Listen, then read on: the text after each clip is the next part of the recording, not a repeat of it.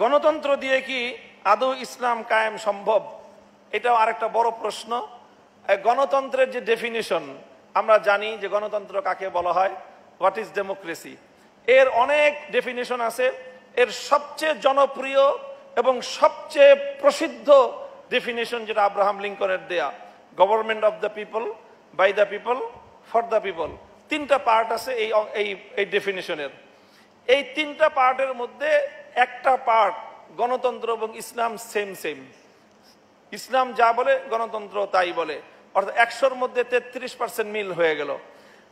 আর একটা পার্ট আছে যেই পার্টটা ইসলাম এবং গণতন্ত্র সম্পূর্ণ ভিন্ন, পরস্পর বিরোধী, সাংঘর্ষিক বক্তব্য দেয়। ইসলাম যা বলে গণতন্ত্র তার 100% বিপরীতটা বলে, গণতন্ত্র যা বলে ইসলাম তার 100% বিপরীতটা বলে। এটা হলো আরেকটা পয়েন্ট। আর আরেকটা পয়েন্ট আছে যেই পয়েন্টে ইসলাম গণতন্ত্রেরটা আংশিক স্বীকার করে আর আংশিক অস্বীকার করে। এবার আসেন তিনটা পয়েন্টের কি ছিল। Government of the people, government of the people, জনগণের সরকার, অর্থাৎ যেটাকে আমরা এখন পাওয়ার অফ সভরেন্টি বলি, যে জনগণের সার্বভৌম ক্ষমতা। সার্বভৌম ক্ষমতা মানে হলো জনগণ যেটা ইচ্ছা করবে সেটাই আইনের ক্ষেত্রে চূড়ান্ত বলে বিবেচিত হবে। ইসলাম এটাকে সম্পূর্ণভাবে ডিনাই করে। ইসলাম বলে গভর্নমেন্ট অফ দ্য আল্লাহ, জমিনে যিনি শাসক হবে তিনি জনগণের সরকার নয়, বরং তিনি আল্লাহর প্রতিনিধি। অর্থাৎ জনগণের ইচ্ছা আইন তৈরি করবার ক্ষেত্রে ভূমিকা রাখবে না, বরং আইনের মূল বুনিয়াদগুলো আল্লাহর পক্ষ থেকে নির্ধারিত। আল্লাহর পক্ষ থেকে শাসক হবে প্রতিনিধি, সে আল্লাহর সেই আইনগুলোকে জনগণের কল্যাণে বাস্তবায়ন করবে।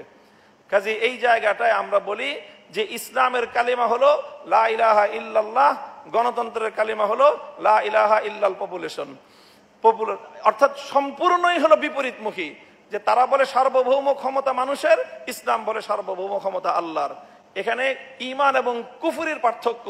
এই জায়গায় ঈমানের বিশ্বাসটা হলো তাওহীদ এবং একত্ববাদের বিশ্বাস, গণতন্ত্রের বিশ্বাস হলো সম্পূর্ণরূপে কুফরি বিশ্বাস। বিশ্বাসের জায়গায় গণতন্ত্রের একটা কুফরি মতবাদ, বিশ্বাসের জায়গা থেকে। এবার আসেন for the people, government for the people. এটা ইসলামও বলে গভর্নমেন্ট ফর দ্য পিপল, গণতন্ত্র বলে গভর্নমেন্ট ফর দ্য পিপল। জনগণের কল্যাণে রাষ্ট্র কাজ করবে, সরকার কাজ করবে, জনগণের শতভাগ কল্যাণের জন্য নিয়োজিত হবে। এক্ষেত্রে গণতন্ত্র যা বলে ইসলামও তাই বলে। আর মাঝখানে আরেকটা থাকলো বাই দ্য পিপল। গণতন্ত্র বলে যে সরকার নির্বাচিত হবে বাই দ্য পিপল, সকল মানুষ জনগণ ভোট দিবে, তাদের ভোটাধিকার প্রয়োগ করে তারা একজনকে শাসক নিয়োগ করবে। ইসলাম এরকম একেবারে বলগাহীন ভোটাধিকার প্রয়োগে ইসলাম বিশ্বাসী না। ইসলাম বলে by the selected people, government of the আল্লাহ by the selected people for the all people. এটা হলো ইসলাম, যে গভর্নমেন্ট অফ দ্য আল্লাহ by the selected people for the all people. By the selected people মানে কি? ইসলাম বলে যে ইসলামের মূল দর্শন যেটা, সেখানে রাষ্ট্রের জনগণের নাগরিকদের দুই ধরনের আইডি কার্ড থাকবে। একটা হলো আইডেন্টিটি কার্ড, যেটা তার ব্যক্তিগত শনাক্তের কার্ড হবে, আরেকটা হবে voter ID card. Identity card যেটা, সেটা তো সবাই পাবে, এটা দিবে স্বরাষ্ট্র মন্ত্রণালয়। আর ভোটার আইডি কার্ড যেটা, সেটা দিবে নির্বাচন কমিশন। নির্বাচন কমিশন সকলকে ভোটার আইডি কার্ড দিবে না। ভোটার আইডি কার্ড দেওয়া হবে দুইটা ক্রাইটেরিয়ার ভিত্তিতে। ভোটার আইডি কার্ড পাবে মানুষ দুটো ক্রাইটেরিয়ার ভিত্তিতে। এক নম্বর ক্রাইটেরিয়া হলো যেটাকে বলা হয় আহলে রায়, অর্থাৎ জনগণের জন্য কোন ব্যক্তি উত্তম শাসক হিসেবে বিবেচিত হতে পারে, এই বিবেচনা বোধ যার মধ্যে আছে। এই বিবেচনা করার জন্য যা যা লাগে, তাকে শিক্ষিত হতে হবে, যথেষ্ট ইনফরমেশন তার কাছে থাকতে হবে, একজন ব্যক্তিকে অ্যানালাইসিস করার মতো তার ন্যূনতম যোগ্যতা থাকতে হবে। এই সব যোগ্যতা দিয়ে তার মধ্যে এতটুকু দক্ষতা এবং যোগ্যতা থাকতে হবে যে রাষ্ট্রের জন্য, জনগণের জন্য কল্যাণকর শাসক নির্বাচন করার মতো দক্ষতা, যোগ্যতা, বিচক্ষণতা তার থাকতে হবে। এটা হলো প্রথম ক্রাইটেরিয়া। 2 নম্বর ক্রাইটেরিয়া, তার মধ্যে আমানতদারি থাকতে হবে। 5 টাকা, 10 টাকা, 5,000, 10,000 অথবা কোনো ক্ষমতার অংশীদারিত্বের লোভে পড়ে সে যোগ্য ব্যক্তিকে রেখে অযোগ্য ব্যক্তিকে ভোট দিবে না, এতটুকু আমানতদারি তার থাকতে হবে। এই 2 ক্রাইটেরিয়ার ভিত্তিতে নির্বাচন কমিশন, ইলেকশন কমিশন রাষ্ট্রের মধ্যে বিভিন্ন বাছাই পর্বের মাধ্যমে ভোটার আইডি কার্ড সার্ভ করবে। যারা ভোটার আইডি কার্ড পাবে তারাই কেবলমাত্র ভোট দিবে, আর যারা ভোটার আইডি কার্ডের ক্রাইটেরিয়া টিকবে না তাদের ভোটাধিকার থাকবে না। এই জন্য আমরা বলি যে ইসলামী রাষ্ট্র দর্শন হলো, আবার বলছি, যে গভর্নমেন্ট অফ দ্য আল্লাহ by the selected people for the all people. আর গণতন্ত্র কি বলে? যে government of the people by the people for the people. আর মূল বিশ্বাসের জায়গাটায় তাওহীদ এবং শিরকের স্পষ্ট ব্যবধান। গণতন্ত্র বিশ্বাসের দিক থেকে শতভাগ একটা শিরকি মতবাদ।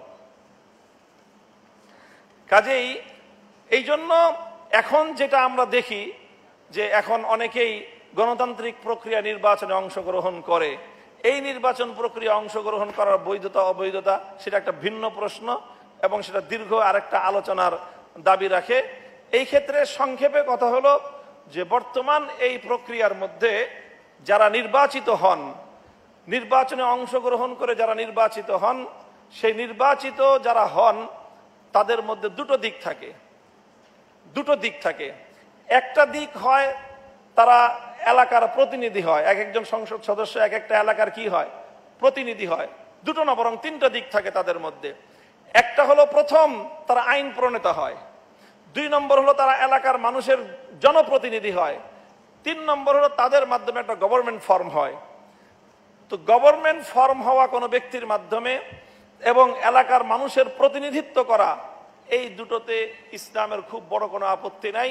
কাজে গণতান্ত্রিক প্রক্রিয়ায় যদি কেউ জনগণের প্রতিনিধি নিযুক্ত হয় অথবা গণতান্ত্রিক প্রক্রিয়ায় যদি কেউ ক্ষমতায় গভর্নমেন্ট ফর্ম করার মতো কোনো উপযুক্ততা পায়, সিস্টেমটা ইসলামিক না, তবে এই সিস্টেমে কেউ যদি গভর্নমেন্ট ফর্ম করতে পারে তাহলে ইসলামের মৌলিক কোনো বিধান লঙ্ঘিত হয় না। কিন্তু প্রথম যে পয়েন্ট, যে অর্থাৎ আইন প্রণেতা হওয়া, সার্বভৌম আইন প্রণেতা হওয়া, সংসদীয় গণতন্ত্রের মধ্যে যেই জায়গাটা আছে সেই জায়গাটা অনেক ভয়ঙ্কর একটা জায়গা এবং সেই জায়গায় স্বয়ং আল্লাহর ক্ষমতা মানুষ নিজ হাতে তুলে নেওয়ার মতো একটা চরম খোদাদ্রোহিতার একটা বিষয় রয়েছে।